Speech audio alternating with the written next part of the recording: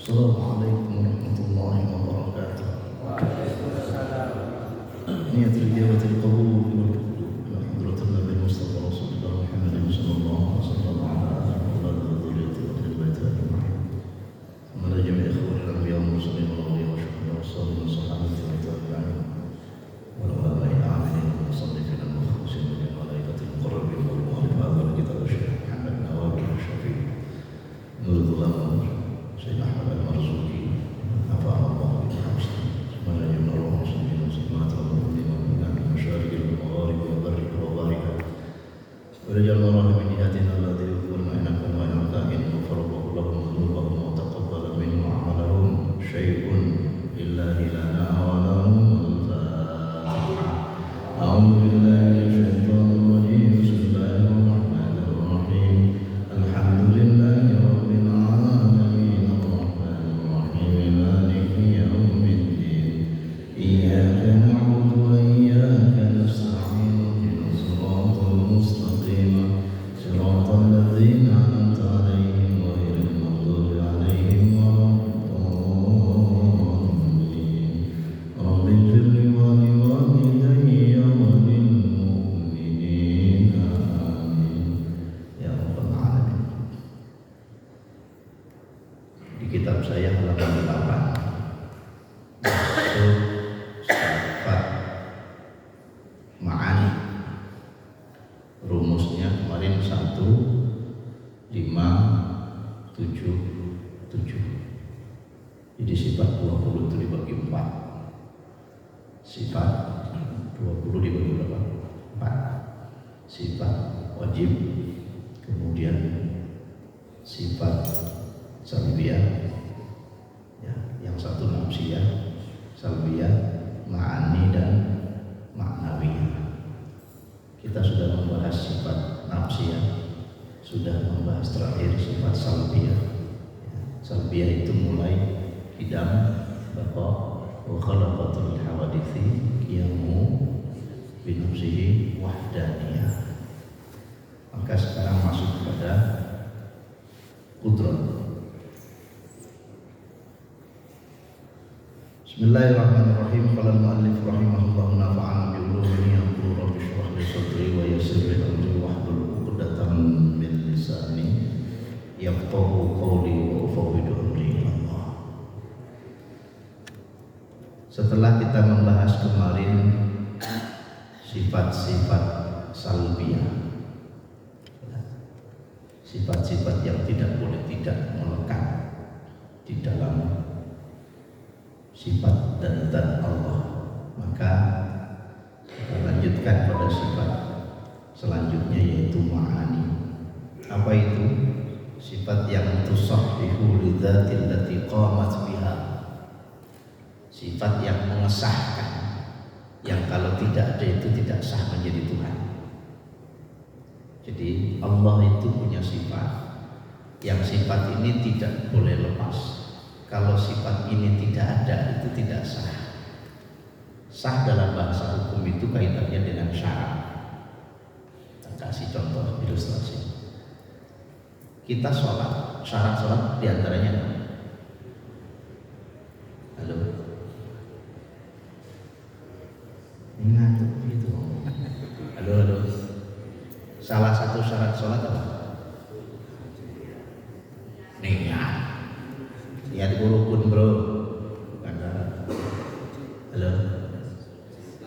Mulai ya. Tak menengah. Salah satu syarat sholat adalah toharah, bersuci. Nek wong sholat gak wudu, hukumnya piye? Mulai. Ngaji pakai dina apa tuh? Kalau aturan, itu ada 2, ada syarat, ada rukun. Syarat yang tidak terpenuhi, maka konsekuensi hukumnya adalah batal apa tidak sah? Saya ngawurin semuanya. Kalau rukun tidak terpenuhi, batal apa sah?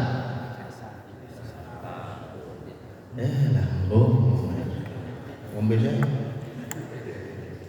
syarat itu sampean daftar nyambut gawe, kurikulum vitae, CV sampean ditambah. Oh, ini syaratnya fotokopi KTP, fotokopi KK. Kalau tidak terpenuhi umpamanya salah satunya dianggap tidak sah. Jadi syarat kalau tidak terpenuhi bukan batal, dia tidak sah. Lalu diterus-terus ke, ya kamu pun nggak sah. Sampai sholat, kamu wudu, ya sholat toh, tapi tetap tidak sah. Lah tidak sah itu berarti apa? Ya jangan berharap diterima, wong sah aja enggak. Paham maksudnya? Itu syarat. Lah nek rukun tidak terpenuhi, batal. Tahu batal artinya apa? Batal artinya apa? Secara ini hukumnya batil ini. Batil itu batal. Sakjane mocone aja batal. Batal. Karena pakai tol. Ini hukumnya batal. Oh, apa itu batal? Batal itu artinya sia-sia. Ya, wa zahaqal batil innal batila kana zahuqa, sia-sia. Artinya sampean sholat untuk diterus-terus ke, ya terus naik gak apa-apa tapi sia-sia. Kenapa? Tidak lagi masuk rukunnya, sampai batal. Terus kemudian nak maca Fatihah, terus kemudian sholat dan niat, ya batal. Paham ya? Contoh yang paling sering ketika sholat, aku mau di tengah sholat, aku ini mau batal apa ora ya? Perasaanku kok tapi kok yoga. Perasaanku aku mau pipis curut mana? Ada yang gitu. Mari pipis langsung terus gak suwe kok rumongso bleber gini. Terus buka batal buka ya. Dan itu sampai rakaat terakhir, maka batalat sholat hukumnya batal. Karena apa? Karena ragu. Nah, ragu itu bahaya dalam sholat. Sama dalam tauhid itu begitu. Dalam ilmu tauhid, jika ada orang meragukan sifat-sifat ma'ani Allah, maka tidak sah tauhidnya. Kita pede saja tiap hari sholat, tiap hari ibadah lillahi ta'ala, padahal tauhid kita tidak sah. Nah, di sini kemudian prakteknya nanti banyak orang-orang yang secara ini konteksnya dalam ilmu tauhid. Jadi Al-Imam As-Sanusi di dalam kitabnya itu menambahkan bahwa orang yang meletakkan hatinya atau kehendak dirinya di luar kehendak Allah, maka itu hukumnya tidak sah. Contoh, mau bengi awak dhewe udah berges, awake gak enak, terus diombeni paraset umpamanya atau putrek. Terus mari ngono tangi subuh mau yo enak. Terus apa yang ngomong? Cerita nang koncone. Lho, awakmu jare mau bengi greges. Iya. Tak untali bodrek. Alhamdulillah. Ngono ya. Aku nek gak ngombe paracetamol wis umpamane. Sering begitu. Meletakkan urip mati, meletakkan apa istilahnya? Sehat sakit pada benda atau pada obat atau pada dokter sekalipun, maka itu dalam ilmu tauhid dianggap telah merusak tauhid. Karena apa? Sebab urip mati awak dhewe gak perlu obat, benar. Cuman kan dalam tauhid kita secara umum tidak sejauh itu ya, memahaminya. Walaupun redaksi kita seringkali membuat kita ini kehilangan sifat atau kehilangan keyakinan kepada Allah. Sebab di kandil kita itu menyebutnya bukan karena Allah tapi karena sesuatu. Aku nek gak ngombe iki mati, aku nek gak mangan iki mati, aku nek gak tak obati iki wis tebal umpamanya. Nah itu. Jadi pengakuan atau kata-kata kalimat atau keyakinan diri di saat kita meyakinkan bahwa ini semua karena upayaku, karena ikhtiarku, bukan karena campur tangan Allah. Disitulah kita sudah kehilangan wabil khasos, khusus pada konteks sifat-sifat ma'ani. Ya. Maka yang pertama setelah kita memahami sifat-sifat salbiyah, mulai idam, naqab, mukhalafah, hadis, jadi wahdaniyah. Apa yang sekarang? Qudrah.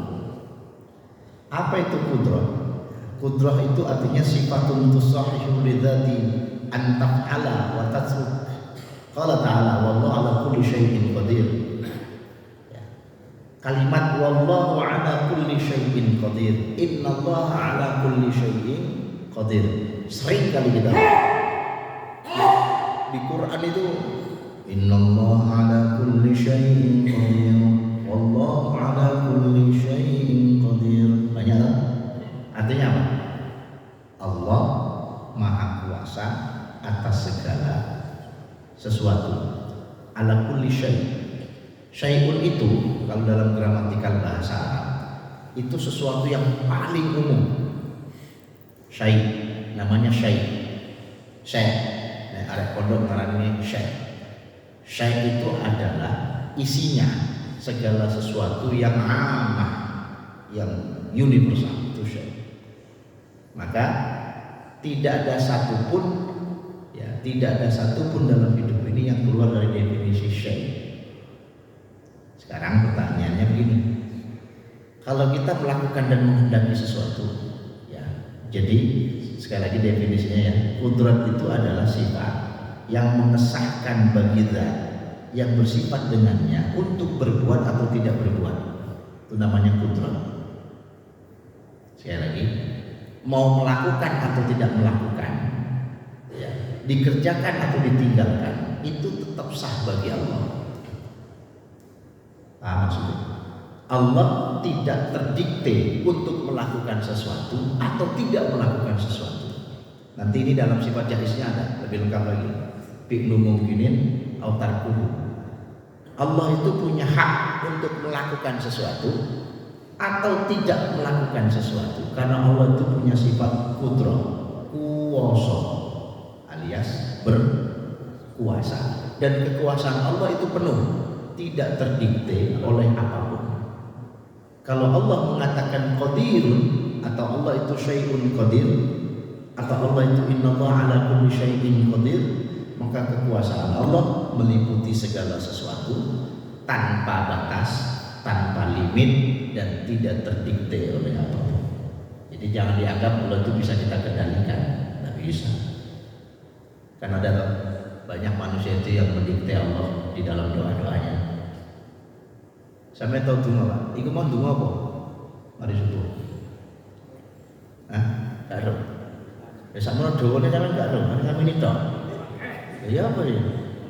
Ada orang ajar itu, ini tok. Halo, berdoa itu apa itu? Doa itu artinya apa? Mohon, minta. Coba sampai paham, cari di kamus bahasa Arab manapun yang doa itu artinya meminta. Ada nggak? Nggak ada Pak. Doa itu bukan meminta, doa itu bukan memohon, doa itu da'a yad'u du'aan, bentuk masdar yang artinya mengundang, menyeru. Jadi nek dungo ojo jalo. Anggitmu Gusti Allah nek gak dijaluk gak ngingon nak. Halo. Coba pahami. Selama ini dalam redaksi-redaksi memang saya sering temukan di buku-buku, bukan di kitab. Itu orang kalau memaknai doa minta. Padahal kalimat Qur'annya apa? Wa idza sa'alaka 'ibadi 'anni fa inni qarib ujibu da'watad da'i idza da'ani.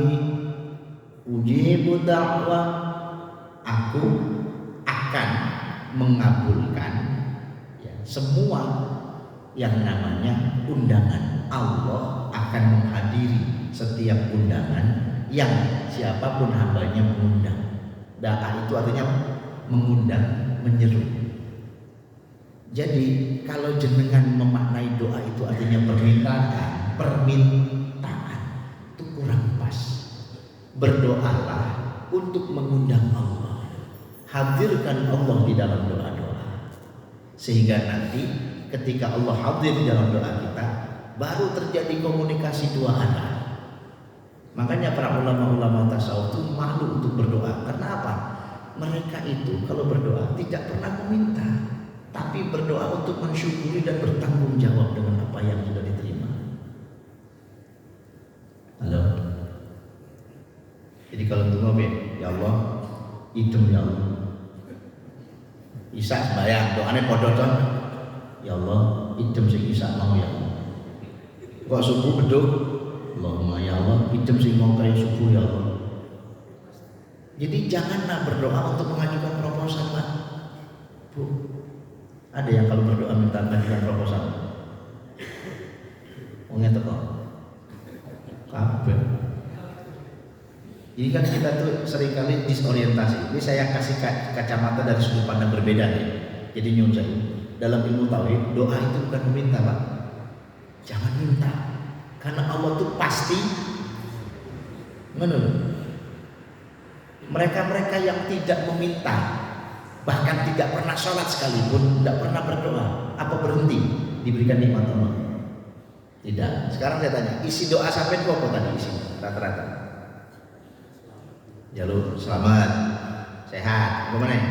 Suge, wes cocok ya, wes suge, selamat, iya, wes cari Gusti Allah, model muncul. Lah iya, makanya kan sampai kemarin kan ndonga maneh. Akhirnya kan isine padha. Beda paling kacek sithik nalikane waya loro-loro sithik ya Allah. Ana tekanan-tekanan spiritual. Sehat bagus Gusti.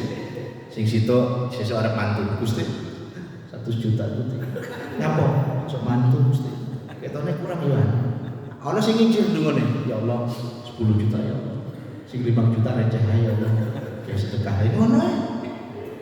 Ada yang gitu. Dungo kok ngijil gitu. Ada orang berdoa itu dikte Gusti Allah. Perintahnya kan betul. Ya memang ud'uni astajib. Astajib artinya apa? Astajib artinya apa? Berdoalah kepadaku kata Allah. Terus aku bukan aku kabulkan. Astajib itu tak cumponi. Nyumponi apa ya bahasa Jawa Indonesia? Kau nek ngundang aku tak tekani ngene lho. Paham maksudnya? Nah, dalam konteks kudrah itu, kalau kita meminta kepada Allah, tidak pernah doa kita itu ya, tidak pernah doa kita itu membuat Allah merubah takdirnya, gitu. Jadi kalau ada istilahnya segala sesuatu yang tidak bisa dirubah dengan doa dan ikhtiar, tidak bisa dirubah dengan ikhtiar dan usaha, rubahlah dengan doa. Betul, tapi juga kurang tepat. Karena apa? Allah tidak pernah terdikte dengan apa. Lalu terus kenapa kita harus berdoa? Perintah. Berdoa itu syariat, berdoa itu ibadah, dungo. Karena apa? Karena setiap kita itu terkoneksi dengan Allah. Dan doa itu yang paling baik apa? Bukan doa dalam arti Allahumma rabbana innaka, Allahumma rabbana innaka. Ya, apalagi makoli bukan. Doa yang paling utama itu di dalam sholat. Karena apa? As-sholatu, sholat itu doa. Jadi ketika jenengan sholat, jadikan itu momen terbaik. Allahu Akbar. Maka di saat kau takbir sampai sebelum salam, itulah doa. Mengapa di dalam sholat semua isinya adalah doa? Maka jadikan sholat kita sebagai media undangan terbaik untuk Allah. Hadirkah Allah di dalam sholat kita? Kalau kau betul-betul serius ngundang Allah, hadir. Coba tak kasih logika. Sampai ngundang Pak Camat, ngundang Pak Bupati, ngundang Pak Wali Kota, ngundang Gubernur. Cara ngundangnya beda. Bandingkan sama mengundang konco-konco tahlil. Pakai apa kira-kira undang? Dulu sudah saya kasih ilustrasi ya. Pamannya sampai ngundang konco-konco tonggo es. Alah, fotokopian 100.000 toh ditulis. kiwir-kiwir ngene di staples cet tanggone ditelok oh ndak tahan iki wong itu satu sampling undangan tahlil sampai dia undang gubernur umpamane kira-kira teko ora wonge diterima di protokol iki apa ta undang tapi paham maksudnya hati-hati kalau Anda mengundang seseorang karena yang Anda undang harus Anda ukur lah itu etika mengundang lah wong sampai ngundang Pak Bupati ngundang Pak Camat kok fotokopian satu sini dilepit-lepit ngene dong teko ora kira-kira Pak Camat Pak Camat wis gak usah bupati gubernur teko ora lurah mulai kadang mikir-mikir kok gak ngergani belas ini apalagi Allah sahibu ruhil alam Allah pemilik menungso Allah yang punya langit dan bumi sampai ngundang pakai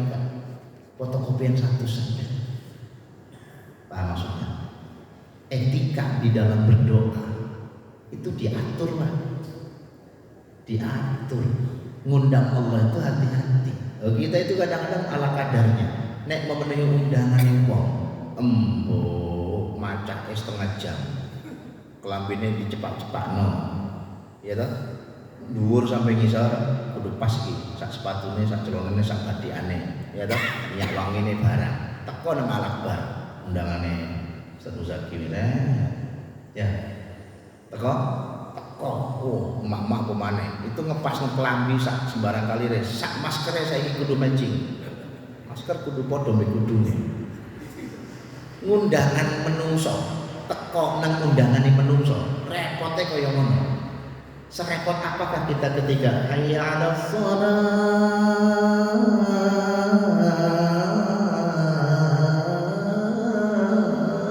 diundang Gusti Allah kaosan kaos tok anu lagi kaosnya partai politik kalah bisa das nemes dia teko jeding ning mak ibu teko jeding rasa anduan kemenan munggah musala mbayar make daster iku jenenge ruku ambune wis gak karuan ireng-ireng memenuhi undangan Allah seringkali kita ala kadarnya tapi nek undangan yang menungso repote kaya ngono halo padahal burung karuan sampai diundang menungso oleh sembarang kali kadang-kadang ana sekonde entek iwake karo popone mulai gak oleh popo sebenarnya entek bisa tapi memenuhi undangan yang Gusti Allah pasti oleh cuma gak rupa gak keter ngono. Nah, di sini disorientasi kita dalam memahami konteks kudrah Gusti Allah. Allah itu maha kuasa atas segala sesuatu. Jangankan sesuatu yang kau anggap besar, sekecil apapun Allah mampu memenuhi apapun yang kau inginkan. Masalahnya itu tadi etikanya. Disinilah kita dituntut untuk memahami Allah. Jangan pernah suudzon Pak Bu. Jangan pernah suudzon kepada Allah. Apapun yang terjadi itu semua di bawah takdir Allah. Meminjam istilah Ibnu Athaillah, sawabikul himam la tahrukul aswarul aqdar.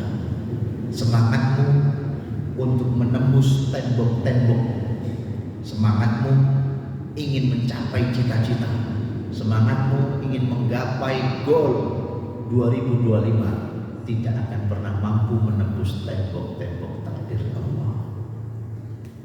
Paham? Utlubul hawaij bi izzatin nafsi fa inal umura tajri bil maqadir. Cari semua kebutuhan hidupmu. Nyambut gawe. Sing dodolan, sing kantor, sing pegawai, budal. Tapi semua itu harus bi izzatin nafsi. Harus dengan menjaga kemuliaan diri, karena semua urusan hidup kita itu sudah berjalan di atas takdir Allah. Apakah bekerja membuat kita kaya? Tidak. Jenengan nyambut gawe di perusahaan, di instansi. Gaji jenengan sudah pasti. Walaupun gajimu, tempat kerjamu itu tidak membuat kaya, setidaknya kau menjadikan itu sebagai media untuk memahami Allah itu maha kuasa, merubah dirimu tanpa merubah dari tempat sebelumnya, merubah kondisimu tanpa merubah posisimu. Paham maksudnya? Kau bisa diberikan kaya tanpa harus pindah kerja. Kau bisa diberikan sehat tanpa harus merubah sakit. Bisa saja Allah itu. Cuma kita ini yang kadang-kadang salah paham. Gusti kula niki kok mboten sugih-sugih. Gusti kula niki kok mboten sukses-sukses. Kok ndak berhasil-berhasil. Halo. Setiap kita wajib ikhtiar. Sampai setiap kita ini wajib ikhtiar. Adapun hasil itu kejutan. Nyambut gawe apa ae istiqomah. Ya, urusan hasilnya nanti biar Allah yang menentukan. Jadi kudrah Allah itu sifat yang kemudian diletakkan ya, yang menjadi sifat mutlak Allah, dan kalau tidak ada itu tidak sah. Artinya Allah itu kudu duweni sifat kudrah. Nek ana pangeran kok ndak kuwasa ya bahaya. Paham? Kalau ada Tuhan tidak punya kekuasaan, ya gimana caranya menjadi Tuhan?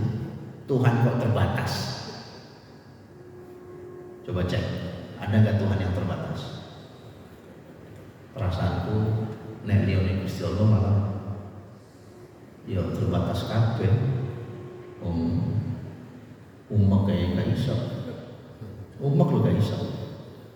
Ya kan mana-mana Tuhan iku sing nyempluk.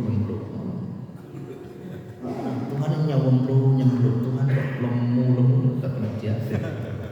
Jadi la ilaha illallah, la ilaha illallah. Jadi nanti kesimpulannya begini Pak. Kalau kita ngaji tauhid, kesimpulannya cuma satu, memang tidak ada satupun Tuhan yang pantas jadi Tuhan kecuali Allah, karena semua sifat-sifat ketuhanan itu adanya di Allah. Di lain Allah itu tidak bisa, gitu. Karena apa? Selain Allah itu masih membutuhkan alam, masih membutuhkan ciptaan. Kan sudah kita bahas kemarin. Kalau ada Tuhan masih membutuhkan ciptaan, itu bukan Tuhan. Tuhan itu tidak boleh butuh, gitu. Tuhan itu tidak boleh butuh dengan ciptaan, tidak boleh. Karena dia bisa memenuhi kebutuhannya sendiri tanpa terikat dengan ciptaannya. Dan saya perhatikan dalam konteks tauhid sederhana. Pada akhirnya memang la ilaha illallah, la ilaha illa anta, la ilaha illallah, semuanya itu mewakilkan pemaknaan bahwa yang kudrat itu cuma Allah, yang kuasa itu hanya Allah. Ini buat kita loh muslim ya. Buat kita harus meyakinkan diri tidak ada kekuasaan kecuali kekuasaan Allah. Setiap hari sampai maca la haula wala quwwata illa, itu artinya apa? La haula, tidak ada daya upaya, wala quwwata, dan tidak ada kekuatan iku maujud illallah, angin Gusti Allah. Jadi kalau umpamanya saya mengangkat botol ini Pak, ini botol saya angkat, saya bisa dan mampu mengangkat botol ini karena kekuasaan saya, karena kekuatan saya, karena daya yang saya punya, atau ada campur tangan Allah.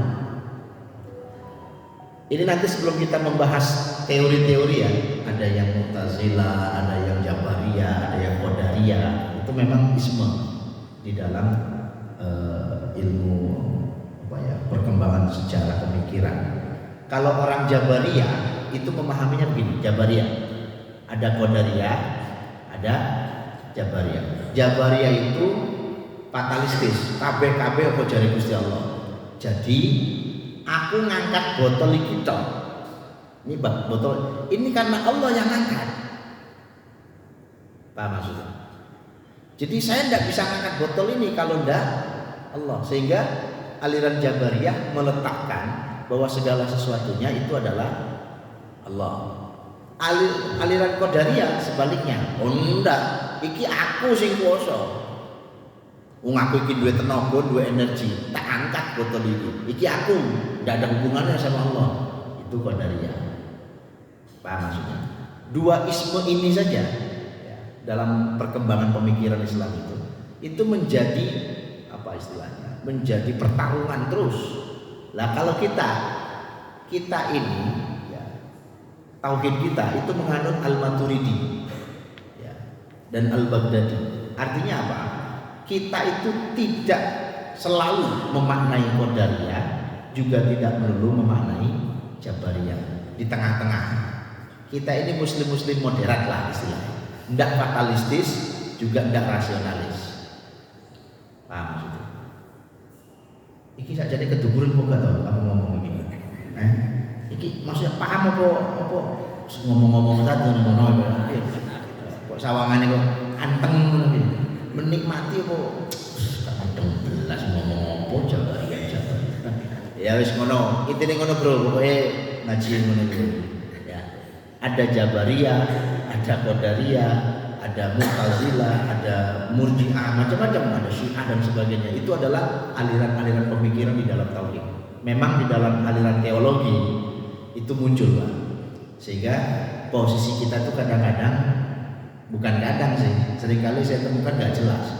Mau qadariyah, mau jabariyah, mau murji'ah, mau macam-macam gak jelas. Karena apa? Kadang tepat. Wayai sukses akibat dari semua upayanya dia nyebut, wah aku iki aku sing nyambut gawe sukses. Soro aku iki qadariyah. Tapi tepak soro, tepak gak enak uripe. DP nang Gusti Allah, ya Allah. Bisnis gagal ya Allah, proyek hancur ya Allah. Iki dos pundi Gusti ngono.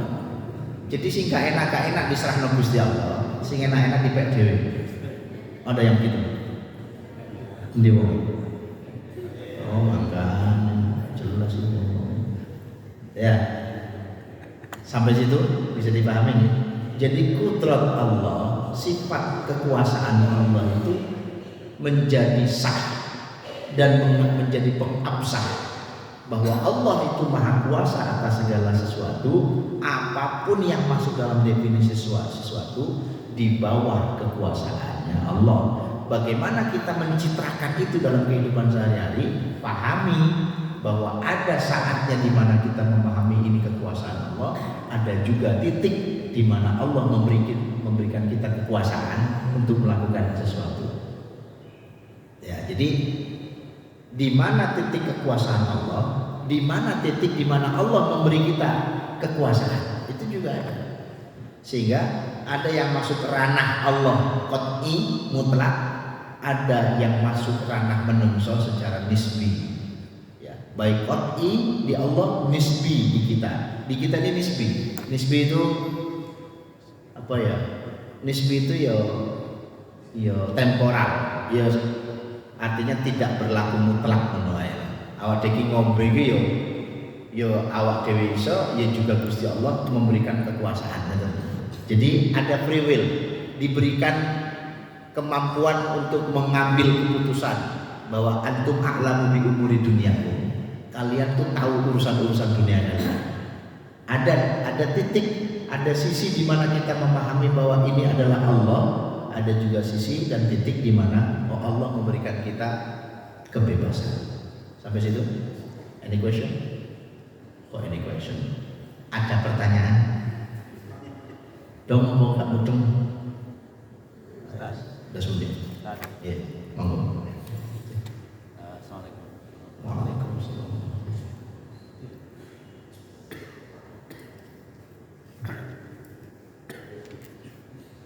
Tadi saya sempat menangkap, entah saya salah tangkap atau butuh penjelasan ulang tentang Tuhan itu memenuhi kebutuhannya terpenuhi sendiri. Yeah.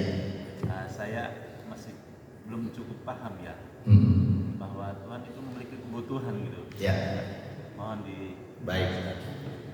Kata-kata butuh ini, ya, kata-kata butuh itu sesuatu yang harus terpenuhi. Maka kemarin sudah kita bahas di awal-awal, ada sifat nafsiyah, ada sifat salbiyah. Salah satu sifat salbiyah itu adalah qiyamuhu binafsi. Kata-kata binafsi itu adalah secara personal. Jadi Allah itu tidak membutuhkan kepada tempat dan ruang. Awas, masih ingat essence dan eksis di pertemuan sebelumnya? Halo, air ini air apa? Airnya air mineral. Dia disebut air mineral. Dia disebut air karena dia ada di dalam sebuah tempat dan wadah. Air butuh wadah? Butuh. Disebut air mineral karena di dalam botol, di dalam gelas. Semua desain, awas, semua ciptaan pasti terikat ruang dan waktu. Beda dengan Allah. Allah itu sifat salbiannya salah satunya qiyamu binafsi. Kalau Allah berdiri dalam konteks Allah bisa mengatur dirinya sendiri, memenuhi kebutuhan dirinya sendiri tanpa harus mengambil dari ciptaannya. Udah. Jadi selama semua masuk kriteria ruang dan waktu ataupun essence dan eksis, dia pasti bukan Tuhan. Karena Tuhan lepas dari ruang dan waktu, lepas dari essence dan eksis. Makna butuh itu dalam konteks kesendiriannya. Makna butuh itu dalam konteks personal Allahnya. Jadi personal Allah itu tidak membutuhkan makhluk, tidak membutuhkan ruang waktu, tidak membutuhkan alam. Allah bisa memenuhi kebutuhan sendiri terhadap dirinya. Jadi istilah awak deki ngadeg saka lungguh nang ngadeg, kadang kita masih butuh tembok, butuh tongkat. Ini logika akalnya. Allah untuk berdiri tidak butuh bantuan apapun, tidak butuh yang namanya materi apapun, tidak butuh yang namanya wasilah apapun, karena Allah qiyamuhu binafsi. Jadi sekali lagi, yang mengadakan tidak butuh yang diadakan. Memang agak susah terimanya karena kalau nggak sampai ini bisa batu-batu nih kita. Hati-hati nih sekarang waktu. Bawa kuburan bumi. Jadi sekali lagi, Allah bisa memenuhi kebutuhannya tanpa harus dari pengaruh ciptaan atau ruang dan waktu atau essence dan eksis. Saya review lagi lah. Tahu essence? Tahu essence? Ini air mineral. Ya, ada tulisannya? Ada air mineral. Pertanyaannya, mana mineralnya? Halo, sampai percaya nggak kalau hari ini ada kandungan mineralnya? Sudah membuktikan? Ah iya, tulisan. Ono tulisannya, iya bro. Iya, mengenai tahu kita ngeri ngomongnya. Ada tulisannya. Apakah setiap yang ada tulisannya pasti? Belum tentu. Buktinya, air mineral kok ngene, ambune kae enak rasane ngono ya. Tapi kan kita percaya tanpa harus Anda udah uji lab air ini? Belum kan? Menurut sing duwe iki wis tak uji kok. Mineralnya bagus menurut sing duwe pabrik. Sampai dhewe. Ndak kan? Lawang air segini nih loh, Anda tidak pernah membuktikan kebenarannya. Sekarang Anda dituntut untuk membuktikan kebenaran Allah. Allah itu ada. Allah itu kudrah, Allah itu qiyamu binafsi. Ayo, wis bukti ora? Wong ngene tok ae sampean percaya bahwa ini ada mineralnya. Apalagi ngono lho maksudku. Udah. Jadi essence itu adalah kandungan zatiahnya, kandungan apa? Essence itu apa tuh? Substansinya yang kemudian dia tidak harus dibuktikan sebenarnya. Iman nang Gusti Allah tidak dituntut Anda itu kudu jero-jero memahami apa ini zatiahnya Allah, hakikatnya Allah ini apa, apakah dia mikron, apakah dia kandungannya atom. Wah ngel ngene. pintere menungso. Masih ingat beberapa ilmuwan di tahun 50-an ingin membuktikan orang mati. Jadi ada beberapa orang hidup diletakkan di sebuah ruangan, terus dia membuat elektromagnet agar roh itu ditangkap oleh listrik. Sing mati siapa? Ilmuwannya. Ruangan itu konslet, meledak, mati kabeh. Malah apa manusia yang dicoba itu tolak paham maksudnya? Disitulah kemudian konteks tauhid itu kita beriman kepada Allah. Kalimatnya itu pakai fi'il madhi, Pak. Amantu billah. Aku sudah beriman. Kalimatnya itu pakai fi'il madhi. Jadi pakai past tense.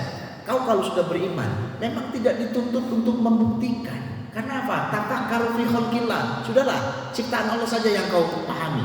Wala tafakkaru fi dzatillah.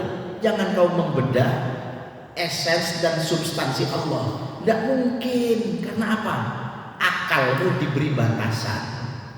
Tapi kau tetap diperintah untuk berpikir bahwa memahami tauhid itu ada logika-logika sehatnya, ada caranya. Maka contoh memahami bahwa Allah itu bisa memenuhi kebutuhan dirinya tanpa butuh dengan ciptaannya, karena memang hanya Allah yang bisa begitu, yang masuk kriteria mampu memenuhi kebutuhan dirinya dengan persona dan personal dan kepribadiannya Allah. Ya di situ ya, tanpa harus waduh aku butuh semen ini, aku butuh pasir. Kalau tuan-tuan yang lain kan masih butuh paku, masih butuh papan, ya toh, masih butuh kain mengganti celana yang kangen, ya toh. Tuhan-tuhan yang lain masih butuh, ini barang ya toh, masih butuh tempat, masih butuh bunga teratai macam-macam. Allah tidak butuh. Inna Allah la yuhtaju ilal makhluk, fal makhluku yuhtaju ilal khaliq. Allah itu tidak butuh ciptaan. Sampai situ. Any more? Ayat dari monggo. Assalamualaikum.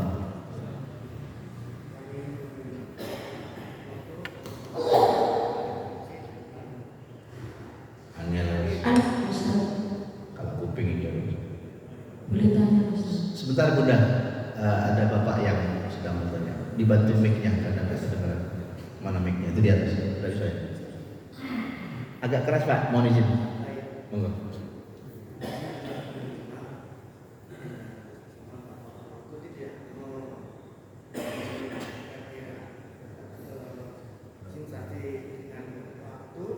Ya, tempat. Ini saya mau cerita atau mau sambutannya saya Nggih. bahwa dengan Yesus Kristus itu di Tuhan Ya. berniat berarti dia sesama dengan Allah kita namanya. Lagi mau diceritakan. Baik. Soalnya kami mau membicarakan dengan sungguh gitu. Baik. Ini sudah kajian lintas agama nih. Iya. Iya. Biar kita tuh menyebar bahwa kita tuh bahwa dimensi di Allah sama di Ya. Yesus itu berbeda, tapi kami paham dengan itu. Baik. Begini Pak, kalau untuk kajian apakah Tuhan Yesus dituhankan berarti sama dengan Allah atau paling tidak sederajat dan setara dengan Allah, ini kajiannya harus lebih dalam.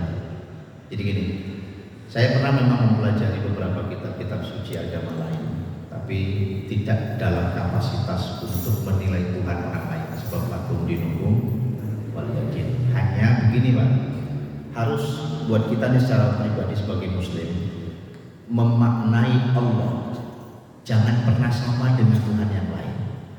Sebab la ilaha illallah wahdahu la syarika. Itu tuh kalimatnya syarika. Siapapun kita yang beriman kepada Allah lalu mendefinisikan Allah sama dengan yang lain atau setidaknya setara atau sederajat, maka musyrik. Sekali lagi, musyrik. Dan ini dosa terbesar. dan ini tidak terampuni. Makanya sekali lagi, di saat kita la ilaha illallah dalam ilmu tasawuf, la ilaha itu buang semuanya, semua selain Allah buang, les.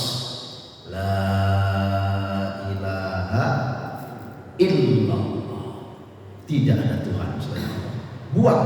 Maka Anda yang masih berpraktek musyrik, boh nang dukun, boh nang nyeloro kidul, nyeloro wetan, nyeloro kulon, ya, yang masih punya keyakinan bahwa di luar sana masih iso nulung sampean, iso bantu sampean, iso gawe sampean sugih, ya. Ingat sekali lagi, musyrik. Lah, kemusyrikan ini harus dimusnahkan, Pak.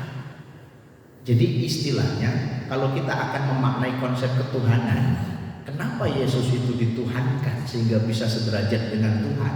Ya nyun sewu, kalau saya Muslim saya akan jawab, laqad kafarul ladzina qalu innallaha tsalitsu tsalatsa. Dalam Quran jelas, gitu.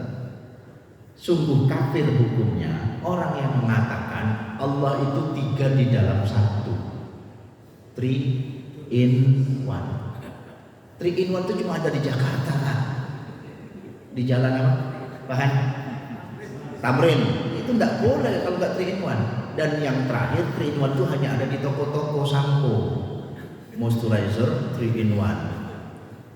Jadi kalau ada Tuhan 3 dalam 1, itu laqad kafara. Itu kalimatnya udah jelas. Buat kita nih, buat kita Muslim, tanpa dan tidak dalam kapasitas menggugat agama orang lain, bukan. Ini disclaimer ya, sudah sampai viral ini, ngeri gini viral. Yang kedua, Nabi Isa itu sudah mendeklarasikan dirinya sebagai seorang nabi. Is not God, dia bukan Tuhan. Bahwa dia sudah mengatakan, in kuntu qultuhu faqad alimta, wahai Allah, hamba ini hambamu. Abdullah, inni Abdullah, aku ini hambamu wahai Allah. Jadi aku ini tidak pernah mendeklarasikan aku dan ibuku sebagai Tuhan. Itu konteks Al-Maidah, di akhir Al-Maidah. Sebagai Muslim kita percaya Nabi Isa itu adalah Nabi. Is not God, dia bukan Tuhan. Nah, kalau ada yang menuhankan, kira-kira nyun sewu, ini tak kasih logika sederhana. Nek ono uwong terus dituhankan, sing dituhankan ora gelem, tapi sing menuhankan kekeh bin cengkal bin dablek. Ya kira-kira. Sampai niki bukan presiden, tapi orang mempresidenkan sampean, ya kira-kira. Wes pokoknya sampean presiden. Oh ya apa sih? Mau aku. Wes pokoknya sampean presiden. Ya apa? Kan susah. Ada Tuhan, dia tidak mau dituhankan, tapi pengikutnya ingin tetap menuhankan. Saya coba, maksud Tuhan kepeksa. Jadi tidak ada Pak istilah Tuhan itu dalam konteks manusia dan makhluk. So, ya artinya begini Pak, kalau dituhankan itu pasif. Paham sekali lagi. Banyak di luar sana ya yang dituhankan, tapi yang dituhankan bukan Tuhan. Lah terus bagaimana kita bisa beragama dengan baik sementara yang dituhankan gak gelem dituhankan? Kan berarti sing penganutnya sing rotul-rotul. Iya toh? Usah jodoh-jodoh sama mana ini. Lanjut. Monggo. Mak, tadi Mak sapa mau? Saya Ustaz. Monggo. Makasih. Assalamualaikum warahmatullahi wabarakatuh. Assalamualaikum. Ustaz, yang sering terjadi, kita itu pernah ragu-ragu saat sholat. Ya.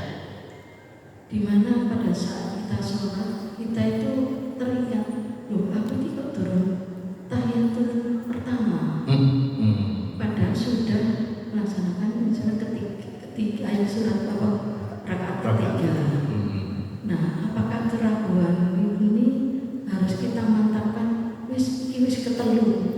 Jadi seakan-akan sudah melaksanakan tahiyat pertama. Ataukah sholat ini dinyatakan batal? Kita harus mengulang yang mulai pertama. Ya. Baik. Itu pertanyaan saya pertama. Ya. Kemudian yang kedua, kalau manusia ini sering dikatakan syirik, rasanya kalau tidak melakukan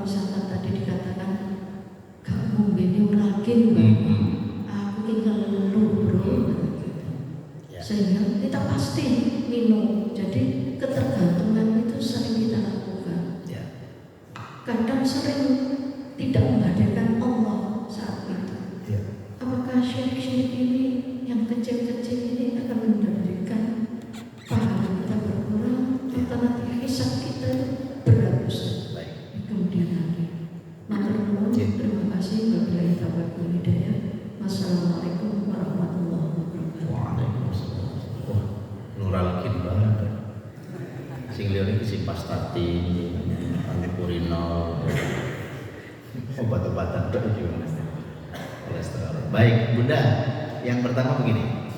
Ragu di dalam sholat itu tidak boleh di atas rakaat kedua. Sekali lagi, syak inda sholat. Ragu di dalam sholat jika melebihi rakaat kedua maka batal sholatnya. Paham? Ini yang rubaiyah, yang 4 rakaat. Jadi kalau jenengan, saya kasih contoh dalam fikih ini. Allah, ini pasti sholatnya munfarid. Kalau jamaah tidak mungkin terjadi, minim paling tidak. Munfarid yang sering terjadi, sholat sendiri kan. Kalau berjamaah kan nggak mungkin salah bareng-bareng. Paling enggak imamnya salah, makmumnya hiling, atau makmumnya lali, imamnya hiling kan gitu. Itulah kenapa harus berjamaah. Jadi nyuwun sewu bagi jenengan yang sudah demensia, ya, yang sudah lalian, tolong berjamaah. Ojo sholat ijenan, apa gak mari-mari. Telu tepat, telu tepat. Jadi nyuwun sewu.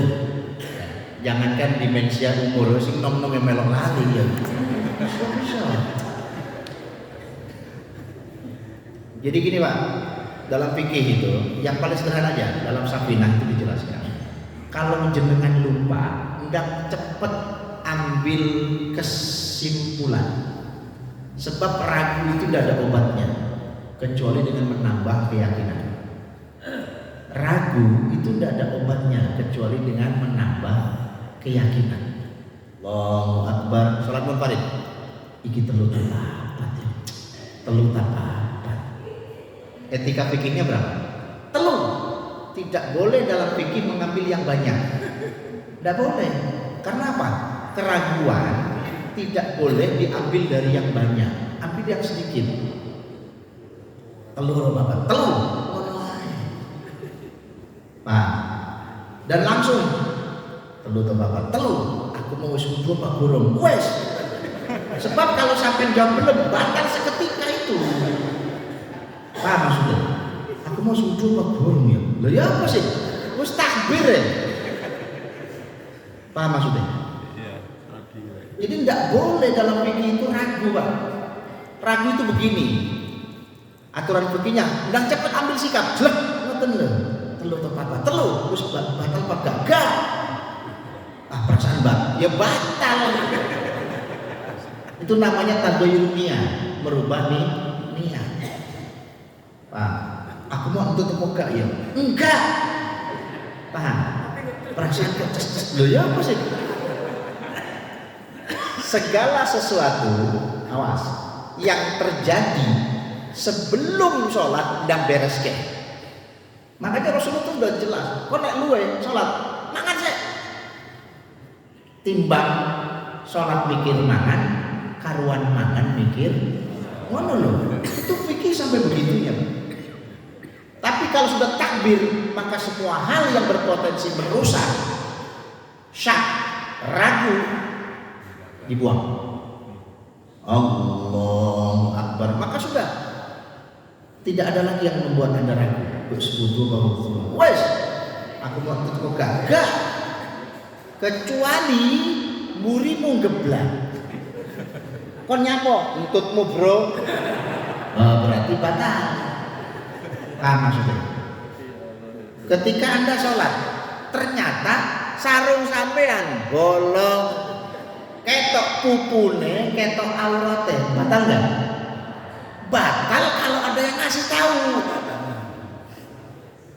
Kalau lagi sholat, ternyata burine bolong, Pak, sarungnya bolong, itu langsung batal.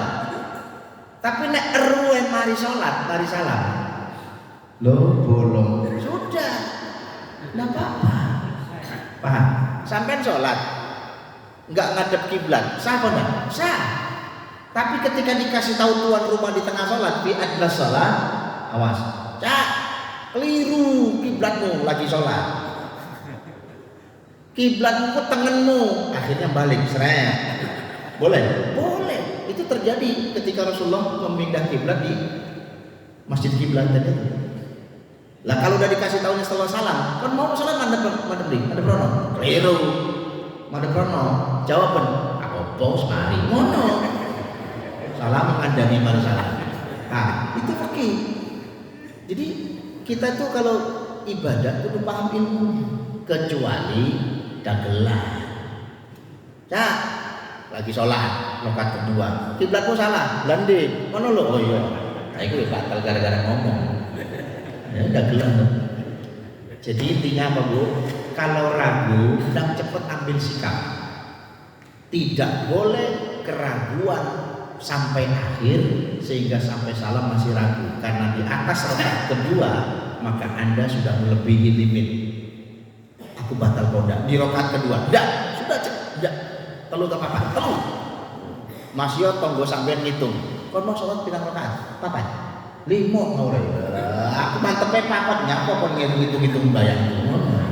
Kan ada yang usil gitu. Sebelah ngitung, kon cek akeh ne sembayang. Bayang apa? Tahiyat kok 3 rakaat. Loro. Tak hitung telu. Aku lo mantepe loro lah kok ngitung-ngitung lah. Pancen kono gawe menungso. Paham? Jadi tidak ada obatnya Pak kalau ragu itu. Hendak cepat ambil sikap lalu mantapkan. Kalau begitu terus maka batal sholat.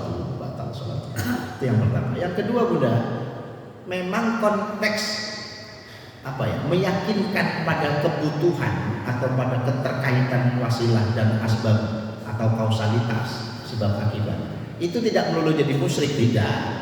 Aku nek gak ngombe iki mati, aku nek gak ngombe botrek ngombe tebal. Hukumnya sih bukan musyrik, cuma fasid. Fasid itu rusak. Jadi kita harus belajar mengolah dan mengelola tauhid itu dengan baik, bahwa segala sesuatu itu berjalan di dalam takdir Allah. Jadi yang benar gimana? Alhamdulillah. Ya, mau bengi wasilah aku mau berobat Gusti Allah kok paring sehat. Nah, benar bener. Cuman kan kedawan yang Surabaya kan kesesuaian kedawan. Aku udah tebal menilai. Ya memang tidak meyakinkan sembuh dan tidak diobat. Saya yakin begitu toh. Cuma kadang-kadang redaksi itu mewakili hati. Makanya hati-hati dengan hati. Ya, hati-hati dengan hati karena hati kita bisa bermaksiat dan rusak. Oleh karena itu dalam konteks ilmu tauhid ada yang kaitannya dengan teks, ada yang kaitannya dengan konteks. Ini kalau tak bedah sampai panjang di urusan itu. Setiap tahun aku kudu jawab pertanyaan, bagaimana hukumnya mengucapkan Natal kepada ya itu kan cuma ucapan ngono ya. Akhirnya ngono kan. Memang karena ini gak tak bahas karena wis lewat Natal. Yang akan besok adalah Nyepi dan Imlek. Oke? Iya Mas, seperti jelas. Assalamualaikum warahmatullahi wabarakatuh. Saya masih mengingat karena ilmu tauhid ini kan agak tinggi ya. Iya. Pernah dibahas mengenai ajaran Indonesia sejenak. Oke, sudah terwujud. Ini pernah saya diskusi dengan orang itu kalau di kalangan wali itu galau. Sedangkan di orang istilahnya Awam itu menjadi musik. ya, betul. Ini untuk penjelasannya lebih jelas itu gimana? Baik. Ada yang mengikut Wahdatul Wujud? Saya Siti Jenar ada? Nah, belum model lagi gak jelas-jelas. Wahdatul Wujud itu aliran pertamanya adalah Syekh Hasan Al-Hallaj. Dia berkembang banyak di sekitar Persia dulu, di Persia itu Iran. Jadi gini Pak, Wahdatul Wujud atau dalam istilah dumating tiang Jawa, minangkaning sangkaning paraning dumating tiang Jawa, Wahdatul Wujud menika manunggaling kawula Gusti. Apa to? Manunggaling kawula Gusti. Terjadinya proses ya yang namanya lebur antara makhluk dengan khalik. Ini sebenarnya isme, Pak. Ya cuma isme saja. Jadi qaidahnya likulil maqamin maqal wa likulil maqalin maqam. Setiap kata-kata itu ada tempatnya, setiap tempat ada kata-katanya. Jadi kenapa para wali itu tidak mempermasalahkan wahdatul wujud yang Siti Jenar? Karena memang bagi para wali yang paham tak masalah, makomnya pas. Tapi ketika diajarkan kepada pengikutnya, di mana orang-orang yang belum memahami trap-trapnya tauhid, itu berbahaya. Gimana enggak?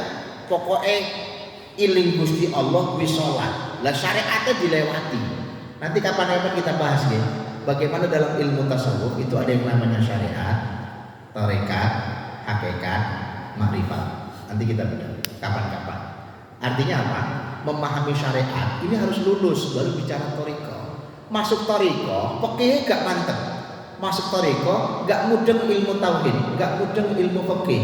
Ya buyar lah. Kan wis bayang, wis kapan? Cetas. Lo kapan takbire? Kate pokoknya netok. Hening. Tahu aliran hening? Di kita itu ada yang namanya aliran kepercayaan.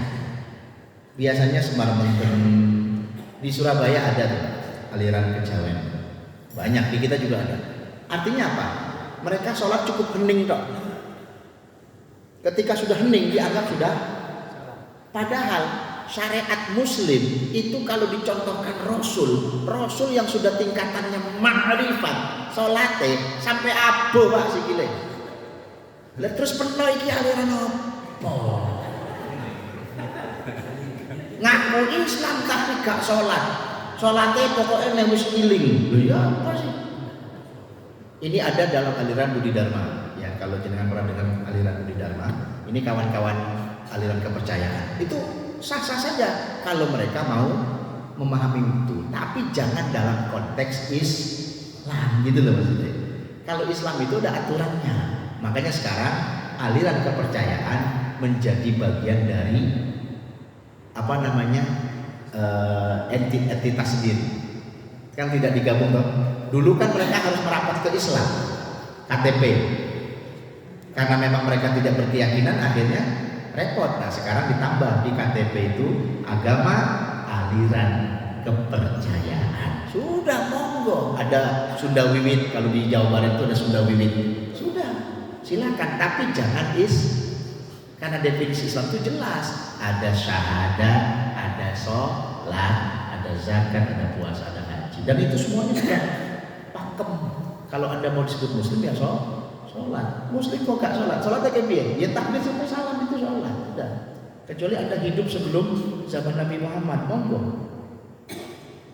Udah, kesimpulannya mantep orang iman dan tauhid kepada Allah. Insyaallah mantep iman dan tauhid kepada Allah, maka akan menyelamatkan iman dan tauhid Allah. Wala tamutunna illa wa antum muslimun. Al-Fatihah.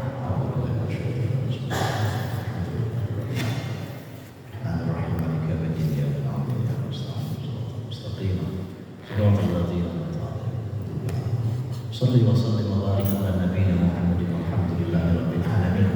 اللهم انفعنا بما علمتنا وعلمنا ما ينفعنا وزدنا علما. سبحانك لا علم لنا الا ما علمتنا انك انت العليم الحكيم. اللهم اجعل اولادنا واهلنا وطلابنا وطلباتنا من اهل العلم واهل القران واهل الشكر والعباده واهل التوحيد بالله ورسوله برحمتك يا ارحم الراحمين. ربنا اتنا في الدنيا حسنه وفي الاخره حسنه وقنا عذاب النار. صلى الله على نبينا محمد النبي الامي وعلى اله وصحبه وسلم والحمد لله رب العالمين. سبحانك اللهم